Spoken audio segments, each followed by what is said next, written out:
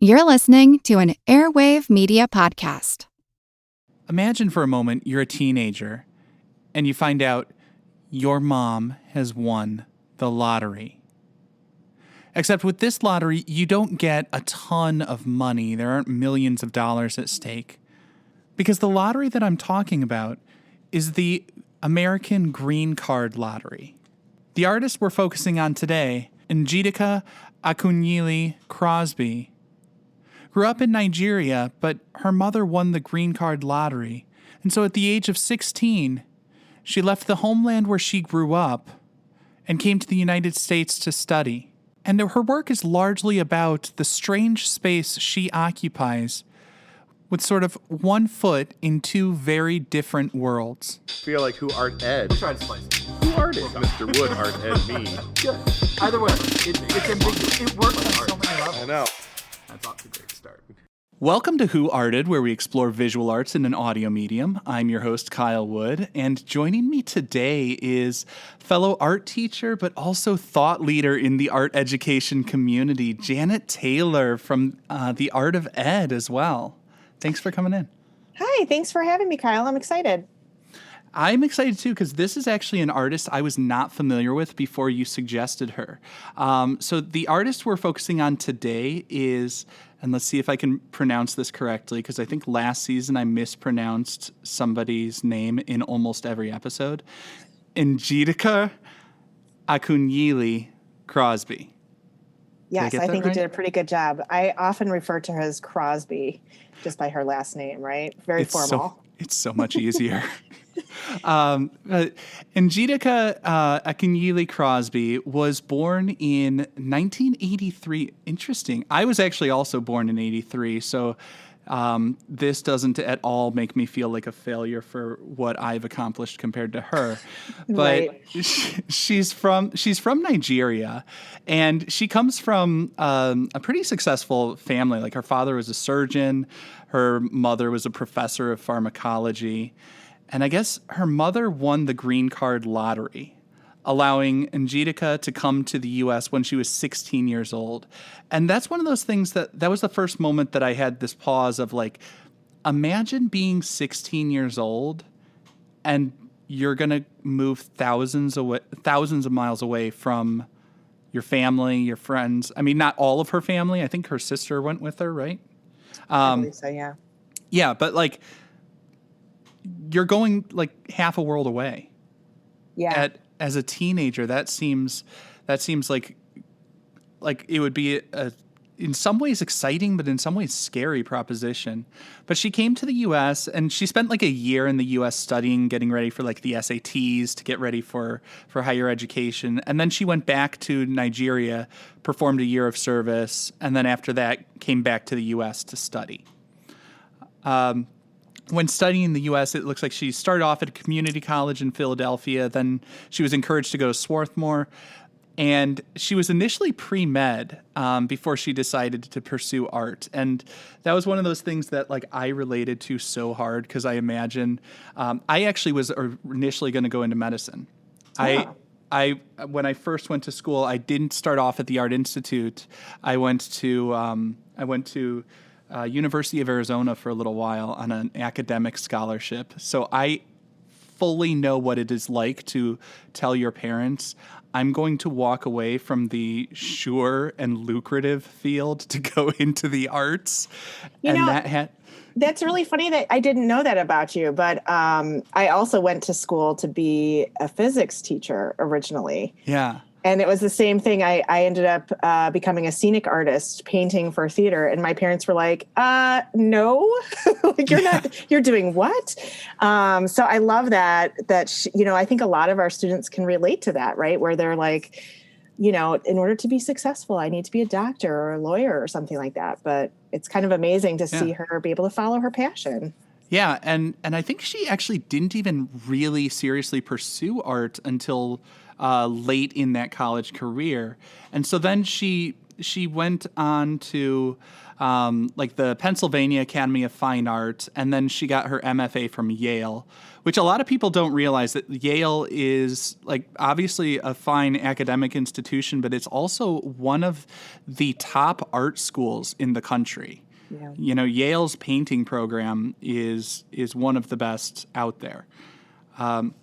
So a lot of her work, I feel like, sort of focuses on this space that she occupies, which is really interesting. She's straddling sort of two worlds with connections both to Nigeria, where she grew up and spent those formative years, but also the U.S., coming here as a teenager, experiencing the pop culture as well as the academic culture, surely had a huge impact on her.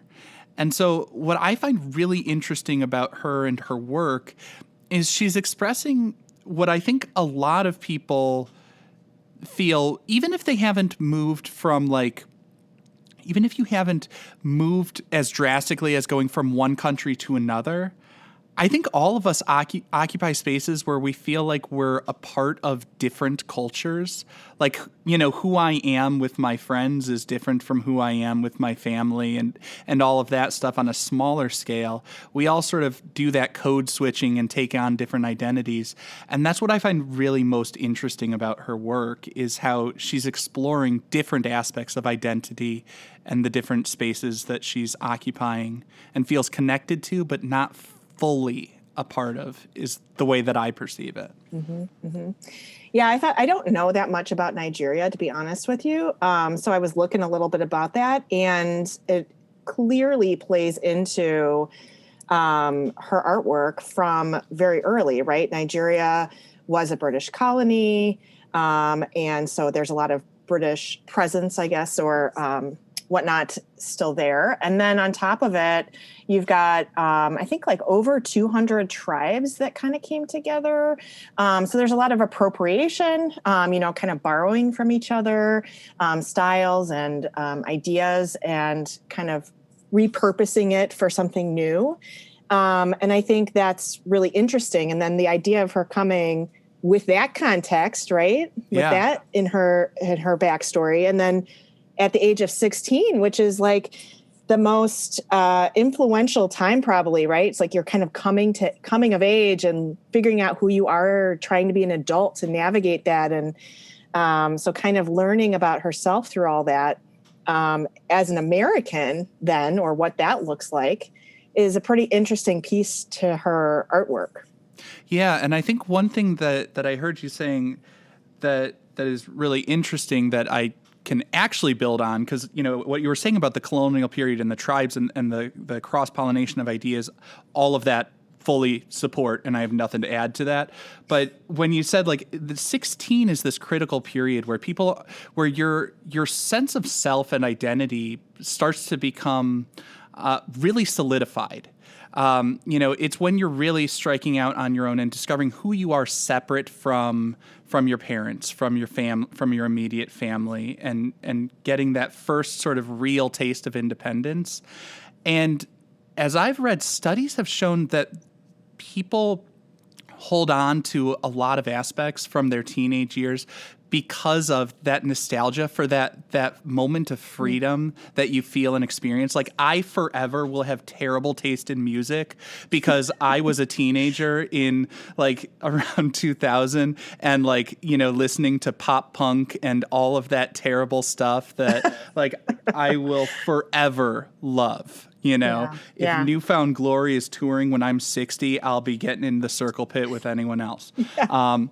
But it really is true that coming at that age, as you're coming almost the earliest stages of like pre-adulthood, that first sense of independence, the things that hit you then, they impact you differently and they stay with you. And I think that's something that we see throughout her work. Mm-hmm. Yeah. So, covering that background, I do want to now start to shift towards looking at her work specifically. And the piece that I picked out here, which I think is a good sort of example and representation of her work, is Predecessors from 2013. And so when you were looking at this piece, what do you notice? What jumps out to you? I see a woman sitting in a chair. There's another chair and a table. So some sort of space that she's in on one side. So this is like two pieces. It's called a diptych, right? When there's two together. So dip, I guess. Dip is the part, right? Two. Yeah, die is two. Is two. And then the other side, so the other piece. So they're like two separate pieces kind of presented together or displayed together. On the right-hand side is almost a continuation or maybe a different space or a similar space within the same environment. And the reason I would say those things is because I see a lot of common colors, some common angles in the space. But the one on the right has no people in it, right? It has a table with some objects. So that's kind of like at your first glance, which I love when in an artwork, right? When I walk in a museum, I look at a piece of artwork and my first thought is, what do I see? What do I connect with? What do I understand? And then you kind of get a little closer and dig a little bit more. And what you see in her piece, on both pieces, are these like shadows. So for example, underneath the woman sitting in the chair, there's a shadow, right, that would be cast. And it's all made up of more images, which is really interesting, right? Yeah, it creates this almost textural embellishment within the shadows, right? Like it's giving that sense of volume, but it's also revealing a little bit more. Right. And so you're looking at it and you're trying to kind of understand, like, what is this? Where is she? What is the context? Some of the pieces of the architecture, I guess you'd say, are images as well. So there's kind of this space that you're trying to understand, right? Like what's going on here? It's a little abstract, a little surreal, right? Something that makes you feel a little like you're in a dream state almost. Yeah. Does that I mean, what do you think? To me, I'm starting to think of like the uncanny valley where it's like, there's so much that's real about it. Like, the figure is the proportions, the shapes, like the contours are all so realistic, but then it's just slightly off because there's that slight modification of just like one element. And there's a little discomfort to that for me, Yeah, and I think it's interesting too. The color palette, right, is a little strange. Feels a little off, right? You can't tell if it's something from the past or something kind of pop culture or futuristic. It's kind of like displaced. Yeah, it feels a little 1950s to me. It does, but also, again, it has a little different hue to it that So interestingly enough, on the left-hand panel, there's that. I guess, what do you say, like lattice work or something in the back? Yeah. So that, again, I'm trying to pull from my own context, right? And that reminds me of those concrete. Yeah, those concrete blocks, those embellishments. Yes. It's sort of a tessellated kind of pattern. Yes. And I think those, to me, reminisce of like the 60s and 70s. So I'm trying to like pull, you might see them I see them a lot of times when you're driving by like a motel, right? That feels like really old, not for me, right? This is the first artist that is. But it also feels like apartment complexes, like when I think of those inner ring suburbs where they've got a lot of things that sprung up in like 50s, 60s, where it's like the buildings that are maybe like 3 stories and maybe like 6, like, you know what I'm talking about? Those brick and stonework, like that older sort of modern architectural, it feels like it would have been from that like mid-century period to me. For sure. And then the other interesting thing about this is, so that's kind of green, kind of a greenish tint, right? But then you look across the palette and it is this complementary red and green. Everything has a red and green hue to it of some sort, which is pretty interesting as well. Like, why is that, Yeah, but it's not like a straight red. Like it's not a shocking red. It's this muted and almost cool red. Yeah. Like it some of it looks almost like maybe an alizarin crimson in the deepest reds, and like it's got this sort of rosy color to it as well. Right. Same thing with the green though, too, right? It does have that kind of bluish hue to it. It's pretty interesting.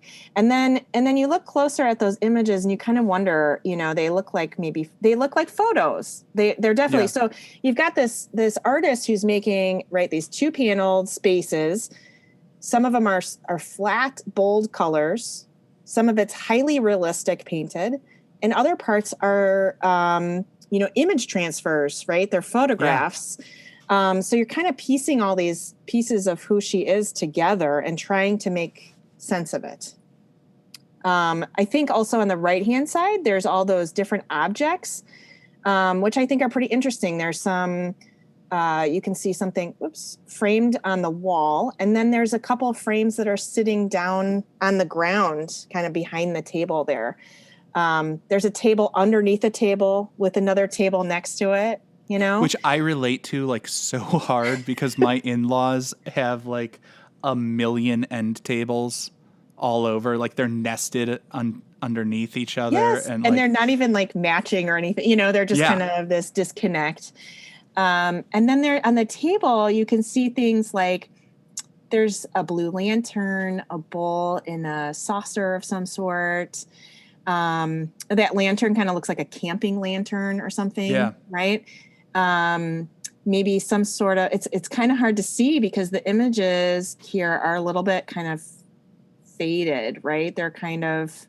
They are faded. But the other thing is all of those images, they're faded and they meld into each other the way that, as we talked about, teenage years and influences, like I think of like a teenager's bulletin board with like the photo collage of like all your friends and stuff like that.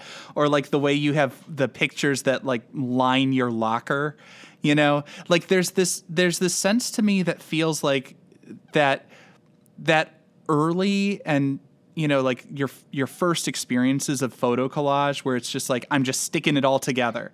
And that to me creates this nostalgic feel, which like, as we say, there's some really interesting moods happening here because of, as you've already said, there's that mix of like the realism and the flatness and the collage and the fading of it. And to me, that creates this tension where I'm just like, as I look at her, there's this pose that feels both relaxed, but also like confident and a little bit like assertive. You know what I'm saying? Like it's strong while also she's kind of leaning back and seems relaxed. As I'm like the mixture of different styles feels to me like it shouldn't work and somehow it does. And it makes me uncomfortable, but also makes me impressed that she's like, it's like this tightrope act where it's like she's balancing it all just right. There's just enough realism, just enough flatness. And I find that really interesting about this work. But like I say, it has that feel of nostalgia with all these photos. And I know from reading about her and her work, those photos are personal and they are meaningful. And that is the intended effect of that little bit of nostalgia. And I think what I found most interesting is I've done like a million transfers. I've like that's a technique that is not at all new or surprising to me, but the way she does it and the way she talks about it and the way she talks about how in a transfer, you lose a little bit of information. It fades it. Maybe some of the details get lost. They don't transfer quite right. The colors shift. Sometimes the way that you're choosing to transfer it can also modify the colors. And that to me seems so perfect for memories. Because I was going to say that memories or that dream or whatever, where it's parts are just not there, right? Parts are missing of that information. Well, but parts are missing, but also every time you access a memory, the way that the human mind works, every time you access a memory, you're actually like refiling it. So you're recreating it in your mind and you add details to it. There have been really interesting studies where they show actually people who have been interviewed over time and the way their account of a story changes. It's like even a game of telephone?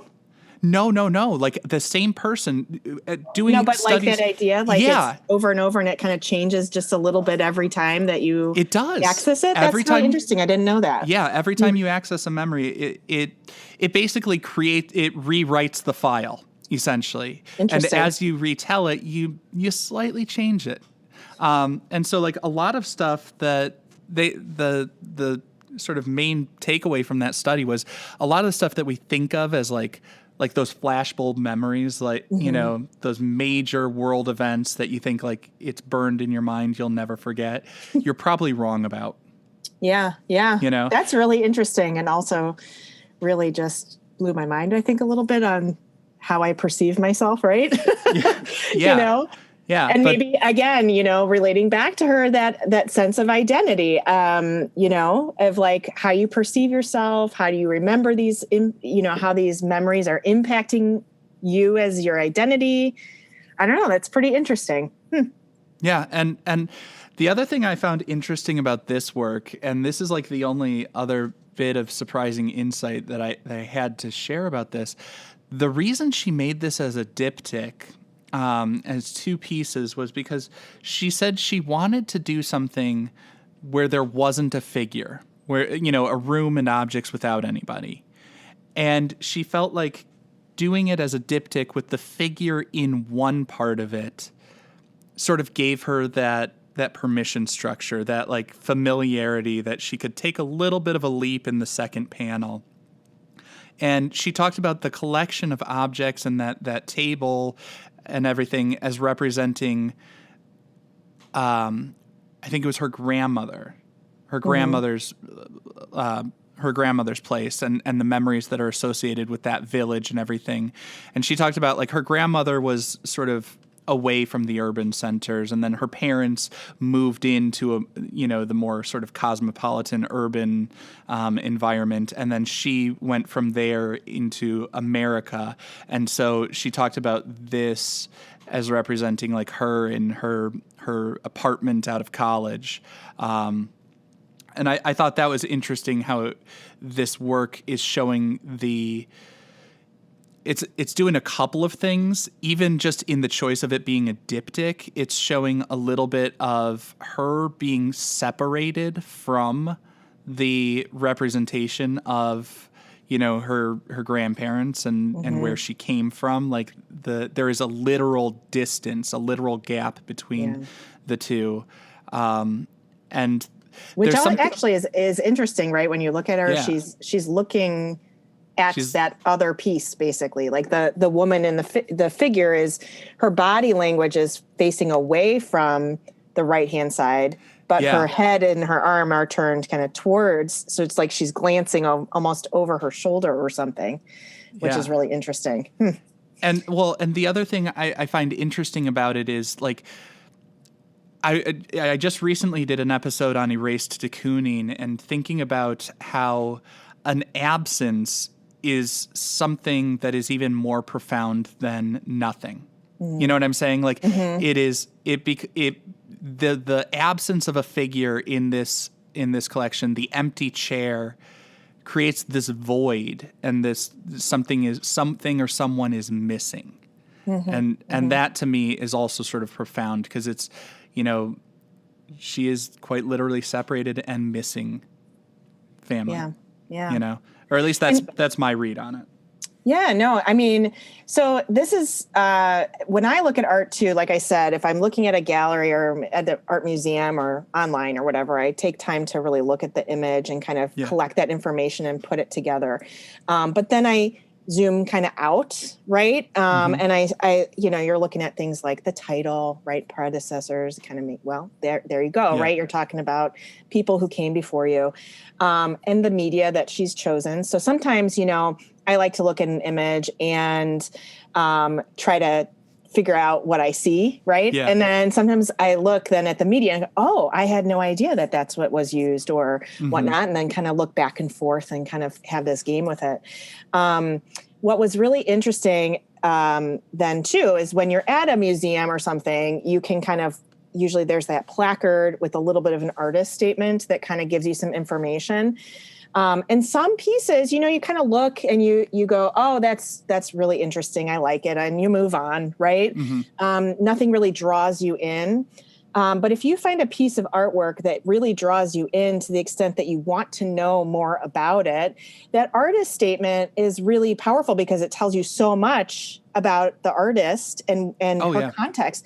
Like we were talking about this whole time, all this information about her really plays into her artwork. I first came to know about this artist. Like I didn't know either about this artist. A couple years ago, I went to I teach AP art, studio art, right, which is now art and design. And I went to the workshop, and that was when the portfolio was changing, and they focused more on process, which is, what I'm really interested in teaching anyway, right?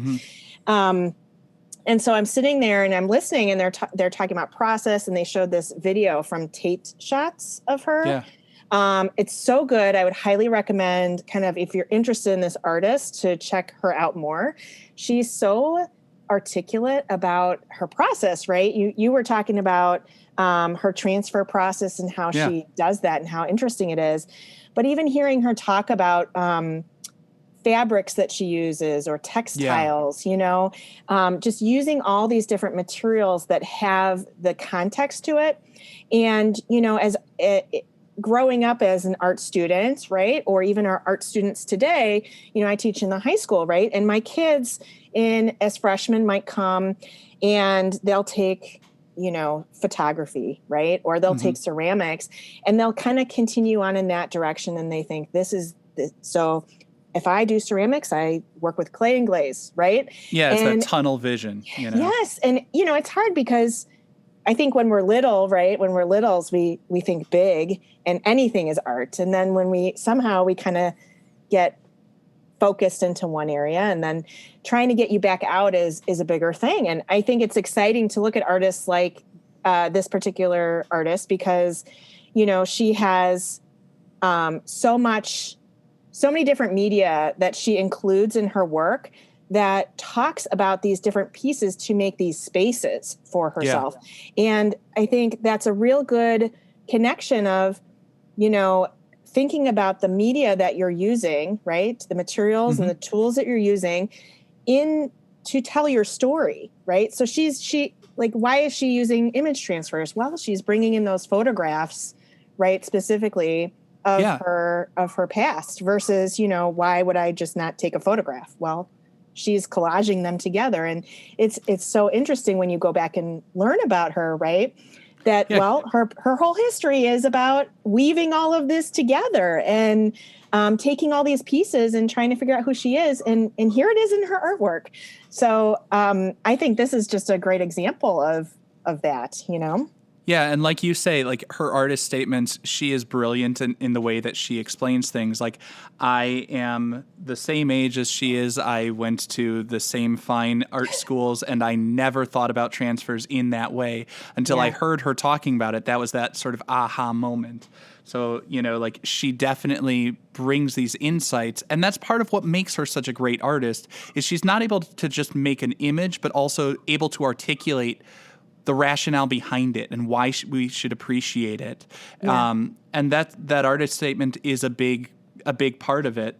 And, I think I'm not going to feel too bad about not having the same insights that she did. I mean, she's a 2017 MacArthur Genius Grant recipient. So that pretty much says it all right there. She's operating on a whole other level than most of us, right? What is it about her transfer process that stood out to you? You've talked about that a couple times. I'm just kind of curious. It's not so much the process, because I've done the process plenty of times in plenty of different ways. It's the way of thinking about it and the symbolism of the loss of data that comes through the transferring. Gotcha. It's the way she frames it more than what she does. Again, sometimes we too think about the technique as just the technique to get us someplace. And here she's like literally talking about the technique as, the medium is the message, Marshall McLuhan and all that sort of stuff. It's just incredible. Yeah. So anything else, or should we wrap it up? No, I think it's pretty good. And I'm wrapping it up. I want to. Just a 3-point rating scale. And Where should this hang? The Louvre? Is this something to look at? The lab? Is this something to learn from? Or the Louvre? British for the bathroom. Yeah. There's a poop joke in there somewhere. Oh, that's terrible. Oh my gosh. That's an interesting question. Okay, so here's my answer. You ready for this? Yeah. So if it's in the Louvre, I feel like it cannot be accessible to everybody. And I feel like this piece really needs to be accessed, you know? Yeah. I think that's the context that she's sharing is the accessibility, right? And then it's definitely not in the Louvre, or we wouldn't be talking about it, in my opinion, right? So the lab. So I guess, you know, it's someplace between the lab and maybe, you know, I keep envisioning some sort of book that I can kind of have in my pocket to carry with me, you know?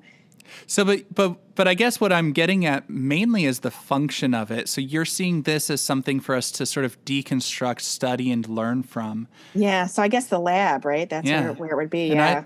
I feel like that's accurate. Like I said, I've learned a lot. I've learned a lot from her, even about things that I was already familiar with. But I also find it just really beautiful to look at. So I guess I'm going to say it's a museum piece to me, just because for me, what makes something a great museum piece is that I look at it, it catches my attention, it looks nice, it's a pleasant aesthetic experience, but there's more to it. And the more I look at it, the more I appreciate and enjoy and learn from. And that's why it has that staying power, rather than being something that's just maybe a passing fancy, like a one you and know, done. Yeah. like a transient kind of thing. Yes. Or trendy. Yeah. So Awesome. So thank you so much for taking the time. I really appreciate your taking the time to come talk to me and, you know, helping me to learn about and discover a new artist. Yeah. Thanks for having me. It was great. I love talking. Thank you. With you. Yeah. Not just talking. No, just about talking's good. I just like to scream into the void. Oh my gosh. It's 2020. That's what we do. It's true. It's true. This concludes this week's episode of Who Arted. If you found this tolerable, please like and subscribe on Apple Podcasts, Spotify, or wherever you're listening. You can find images of the work being discussed this week and every week in the show notes, on Twitter @WoodArtEd, and on the website whoartedpodcast.com. Podcast done.